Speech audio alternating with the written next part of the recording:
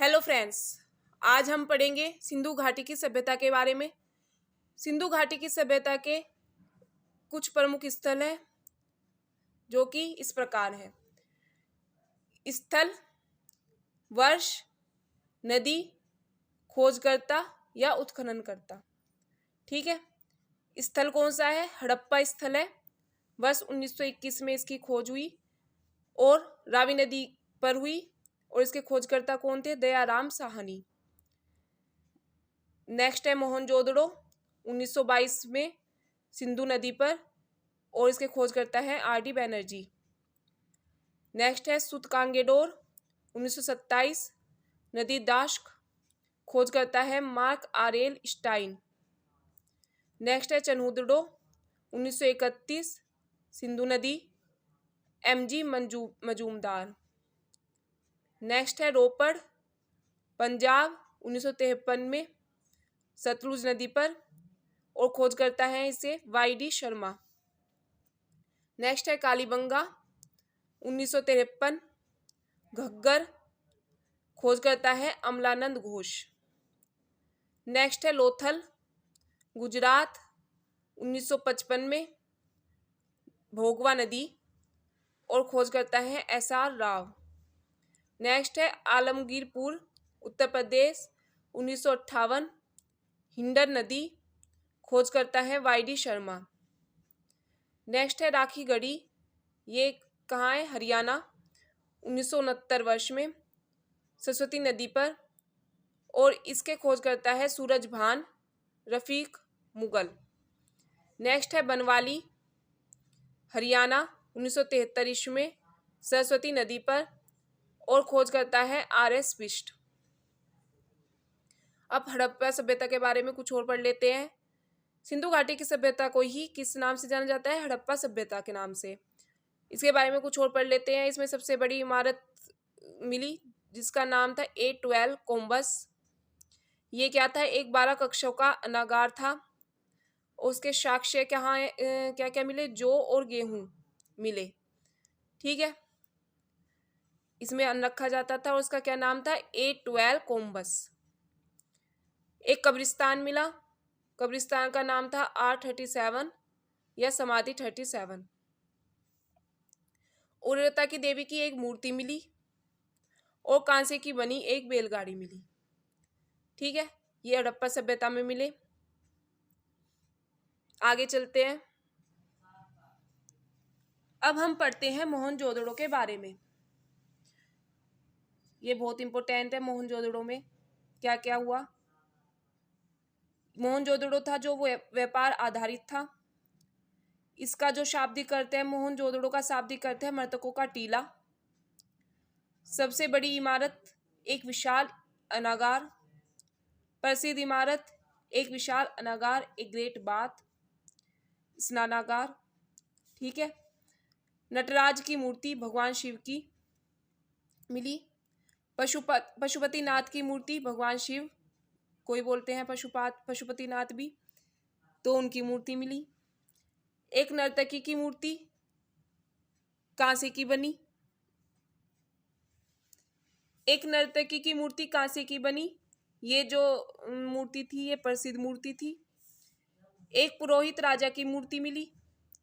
एक स्वास्तिक चिन्ह मिला। प्रत्येक मकान में एक कुएं का साक्ष्य मिला। मकान पक्की ईंटों के बनते थे।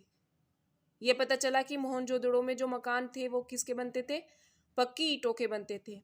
ठीक है, व्यापार आधारित था। और जो इसका शाब्दिक अर्थ था वो था मृतकों का टीला। इसका शाब्दिक अर्थ बहुत आता है एग्जाम में कि मोहनजोदड़ो का शाब्दिक अर्थ क्या होता है? मृतकों का टीला। अब नेक्स्ट है चन्हुदड़ो। चन्हुदड़ो इस सभ्यता का ग्रामीण स्थल था। सिंधु घाटी की सभ्यता का ये चन्हुदड़ो क्या था? ग्रामीण स्थल था। वक्राकार ईंटें, कच्ची ईंटें थी। बिल्ली का पीछा करता एक कुत्ते का चित्र मिला। लिपस्टिक और चूड़ियों के साक्ष्य मिले और बेलनाकार मोहरें मिली। ठीक है, चन्हुदड़ो में हमें ये मिला सिंधु घाटी की सभ्यता में। अब पढ़ते हैं लोथल। लोथल बहुत इंपॉर्टेंट है और मोहनजोदड़ो इंपॉर्टेंट है। लोथल के बारे में पढ़ते हैं। लोथल इस सभ्यता का एक बंदरगाह था। ये आ जाएगा कि लोथल क्या था इस सभ्यता का, ऑप्शन में आ जाएंगे। तो ये क्या था, बंदरगाह था। इसे इस सभ्यता की वाणिज्यिक राजधानी कहा जाता है। इस सभ्यता की 2 प्रशासनिक राजधानी थी, इन्हें जुड़वा राजधानी कहते थे, हड़प्पा और मोहनजोदड़ो, ये इसकी जुड़वा राजधानी थे। फारस की मुद्राएं मिलती थी। हम बात करें सिंधु घाटी सभ्यता की मुद्रा, तो इसमें कोई भी मुद्रा नहीं चलती थी। वस्तु के बदले वस्तु का आदान प्रदान किया जाता था, जिसे क्या बोलते थे, बार्टर सिस्टम। यदि कोई वस्तु हमें लेनी है तो वस्तु दे दो और वस्तु दूसरी ले लो, तो वस्तु के बदले वस्तु का आदान प्रदान किया जाता था, इसे बोलते हैं बार्टर सिस्टम। तो सिंधु घाटी की सभ्यता में क्या चलता था, बार्टर सिस्टम चलता था। लोथल की और कुछ बातें हैं। लोथल में क्या, चावल के दानों के साक्ष्य मिले, घोड़ों के साक्ष्य मिले, 3 युगल समाधियां मिली। ये 3 युगल समाधियां मिली, तो इससे हमें क्या पता चलता है कि सती प्रथा का अनुमान लगाया कि सती प्रथा होती थी, जो पत्नियां अपने पति के साथ सती हो जाया करती थी। इसलिए ये जो युगल समाधियां हैं ये इसका पता करती हैं कि सती प्रथा उस जमाने में चलती थी।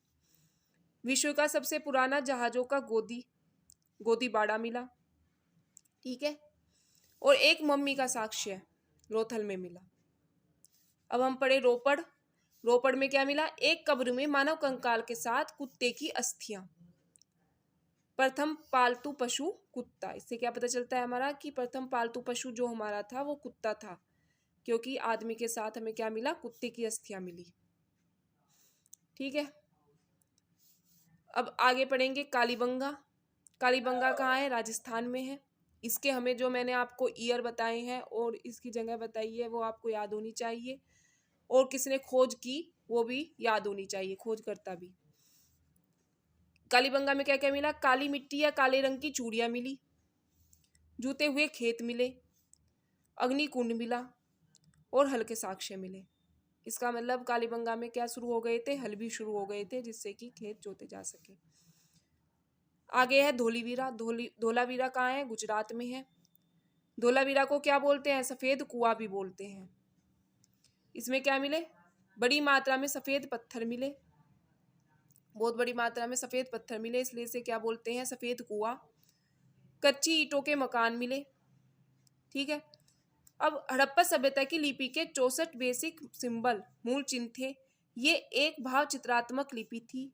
इस लिपि को दाएं से बाएं फिर बाएं से दाएं की ओर लिखा जाता था। पहले दाएं से बाएं लिखते थे और फिर बाएं से दाएं, दाएं से बाएं और बाएं से दाएं।